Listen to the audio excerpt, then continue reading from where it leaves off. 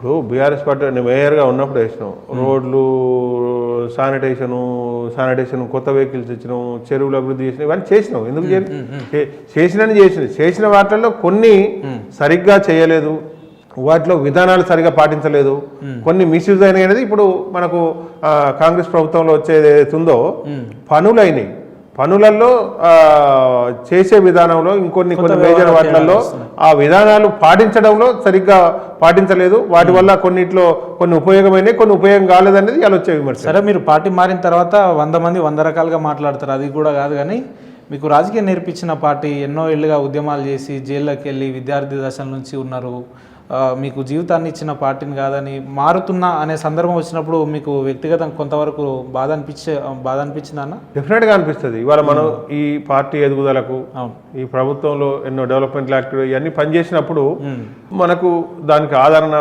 ఇవన్నీ కూడా కరువై ఇవాళ 1 నెల 2 నెలలు మనం వెయిట్ చేసినాక కూడా ఇంకా ఏదన్నా పార్టీలో మంచిగా పనిచేసే ఇదో లేదంటే ఇప్పుడు పార్లమెంట్ ఎలక్షన్ దీంట్లో ఏదైనా అవకాశము ఏది ఇచ్చినా కూడా మన సిన్సియర్గా పార్టీ కట్టుబడి మొగడమంటే దానికి మాట్లాడటానికి కానీ దాని టైం ఇస్తానికి కానీ ఇవాళ బొంతు రామ్మోహన్ ఈ స్థాయిలో పనిచేసిండు బాగా దగ్గర అది అనుకుంటే మరి వారికి కూడా మనం నారాజుగా ఉన్నామని కొంత ఇబ్బందికరంగా ఉన్నామని తెలుసు మరి పిలిచి మాట్లాడే అట్లా కాదు ఇట్లా మాట్లాడే విధానం ఉంటే మన పార్టీ పదవుల గురించే ఏదో అధికారం వచ్చింది అధికారం రాగానే ఏముంటది ఇలా ఆరోపించే వాళ్ళందరికీ కూడా 10 ఏళ్లలో చాలా మంది మన దగ్గరకు వచ్చారు చాలా రకాల ఏదో రకంగా వాళ్ళకి మాట సాయమో ఇంకో సాయమో పనో ఏదో ఒకటి ఏదో సీట్లు హాస్పిటల్స్ ఏదో ఒకటి చేసినాం మరి వాళ్ళు ఎవరు వచ్చి ఇక్కడ ఈ కామెంట్లు చూడాలి ఈ కామెంట్లు పెట్టరు వాళ్ళు వీళ్ళు ఏదైతే ఉందో న్యూట్రల్ గా ఉండి ఎక్కడో కాడ కూర్చొని 1 నిమిషం ఒక మెసేజే కదా ఒకటి నెగిటివ్ గానో ఒకటి పాజిటివ్ గానో పడెత్తి అయిపోద్ది కదా వాడిని కత్తి వాంది కాదు నెత్తి వాంది కాదు కాబట్టి ఒక కామెంట్ పడేస్తే నా పైచాచిక ఆనందం ఉంటది అనే దాంట్లో ఇదైతే ఉంటుంది. మీరు కూడా సేమ్ కేసీఆర్ గారు మాట్లాడినట్టే మాట్లాడుతున్నారు కదా అంటే మీకు బాగా వంట పట్టినట్టుంది ఆయన రాజకీయం. మనం కొన్ని సంవత్సరాలు చేసినప్పుడు ఇలా మాటలు కానీ అడ్మినిస్ట్రేషన్ కానీ ఏది కానీ అది ఇలా సమకాలీన సమాజానికి ఏది అవసరమో మనం ఏది నడుతుందో అది మాట్లాడతాం అంతే. ఇలా కేసీఆర్ గారా రేవంత్ రెడ్డి గారా ఇంకోట ఇలా నరేంద్ర మోడీ ఇదని కాదు. నేనేమంటానంటే ఆ కామెంట్లు సోషల్ మీడియాలో మీరు అన్నట్టు కామెంట్లు పెట్టేవారికి కానీ లేకపోతే మీడియాలో మాట్లాడేవారికి కానీ 1 నిమిషం ఒక స్టెప్ వెనక్కేసి ఎవరికి ఏ బాధ అయితే మరి ఎందుకు పార్టీ మారారు ఎవరికి ఏ బాధ అయితే ఏ డిసిజన్ తీసుకురో 1 నిమిషం ఆలోచించి లేకపోతే నాయమట్టున నలుగురిని మాట్లాడి లేకపోతే ఆయన మట్టున నలుగురు మాట్లాడితే ఈ రాదు వాడికి అదంతా సంబంధం లేదు. నువ్వు ముంగట మైక్ పెడితే మాట్లాడడం లేదా ముంగట ఏదో సోషల్ మీడియాలో ఏదైనా ఉంటే 10 సెకండ్లు కామెంట్ పడితే వాడు చూసుకుంటాడు. రైట్ అన్న మీరు డైరెక్ట్గా పార్టీలో జాయిన్ అయినట్టు కూడా ఏం కనిపించలేదు. మొదటగా రేవంత్ రెడ్డి గారితో సమీక్ష ఇచ్చిన తర్వాత ఈ వార్త హైకమాండ్ దగ్గరికి వెళ్ళే ఉంటుంది పక్క వెళ్ళదు అనేది లేదు కదా.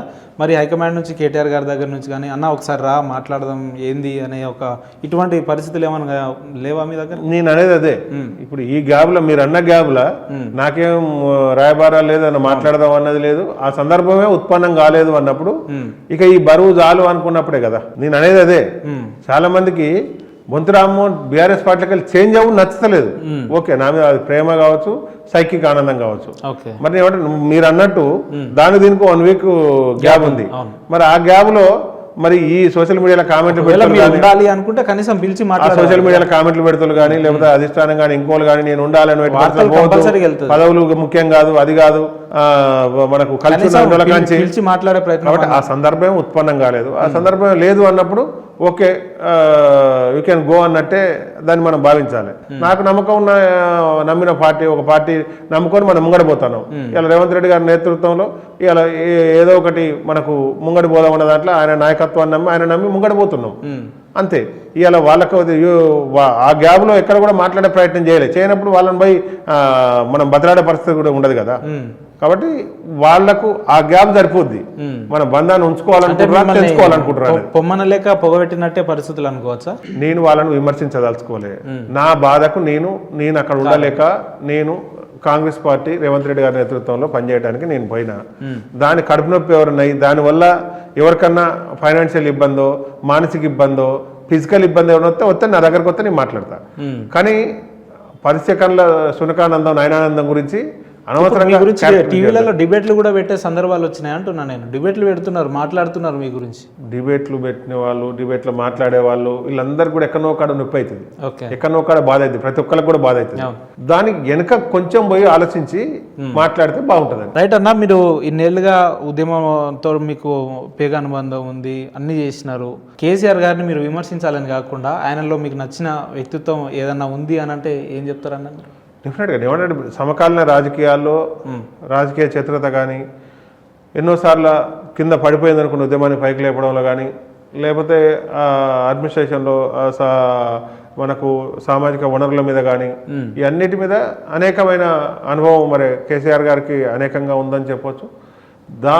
దాంతోపాటు ఒకటే బాధ ఏంటంటే ప్రతి విషయంలో ఆయన సూక్ష్మంగా పరిస్థితితో సూక్ష్మంగా అవన్నీ తెలుసు. అది కొంత కార్యకర్తల బాధలు కూడా కొంత దాని అదే కాన్సన్ట్రేషన్ కొంత టైం ఇస్తే ఎప్పుడు కూడా ఈ బాధ వచ్చేది కాదు. బొంతు రామ్మోహన్ గారు, మీరు బాధపడుతున్నారు, పార్టీలో కొంచెం అసంతృప్తి ఉన్నారనే వార్త కేసీఆర్ గారి దగ్గర వెళ్ళి ఉండకపోయి ఉండొచ్చునా? మీరు అన్న ముఖ్యమంత్రిని కలిసి వచ్చినాక అన్న పోయి ఉంటుంది కదా, అన్ని పేపర్లో హెడ్లైన్స్ వచ్చింది కదా, గతంలో కాకుండా ఇప్పుడన్నా వెళ్ళి ఉండాలి. కాబట్టి నథింగ్ డూయింగ్ ఎందుకు అట్లా మనకు ఎన్ని రోజుల కాంచి పని చేసారు కదా మరి అని చెప్పి రాము ఎందుకు ఏంది ఇదంతా అంటే మీరు ఉండేవాళ్ళ ఉండేవాళ్ళం మాట్లాడే మాటలను బట్టి మనకు అర్థమైంది కదా, ఓకే, ఆ సందర్భం ఎట్లుండను కదా. ఉందా అన్న మీకు నమ్మకం ఉందా? కాంగ్రెస్ పార్టీ 5 ఏళ్లలో ఇచ్చిన గ్యారంటీలు అన్నీ కూడా కావచ్చు, హామీలన్నీ, పథకాలన్నీ కూడా ఖచ్చితంగా నిర్వర్తిస్తుంది ఈ బాధ్యతనని? నేను ఏమంటానంటే ఈ 10 ఏళ్లలో బీఆర్ఎస్ పార్టీ మరి చాలా ఇంతకన్నా బరువైన హామీలు ఇచ్చి కొంతవరకు చేసే ప్రయత్నం చేసి, ఇప్పుడు ఈ 6 వారంటీలు కానీ, లేకపోతే ఇంతకన్నా ఈ 6 వారంటీలే కాకుండా బీఆర్ఎస్ పార్టీ ప్రభుత్వం అధికారంలోకి వస్తే ఇంతకన్నా ఎక్కువ చేస్తామని చెప్పి వాటికన్నా 1000, 500 ఇట్లా ఇంకా ఎక్కువ ఇచ్చినా కూడా ఉంది. మరి ఇలా కాంగ్రెస్ పార్టీ 6 వారంటీలు చేయలేకపోతే ఇంతకన్నా వాటిని డబల్ చేసారు. ఇలా 15,000 అంటే 16,000 చేసారు, ఇలా పెంచి 400 అంటే 500 చేసారు. ఇట్లా అన్ని కూడా పెంచి మేనిఫెస్టోలో పెట్టి మాట్లాడారు బీఆర్ఎస్ పార్టీ కూడా. మరి వాళ్ళు వస్తే ఏ రకంగా చేద్దరు?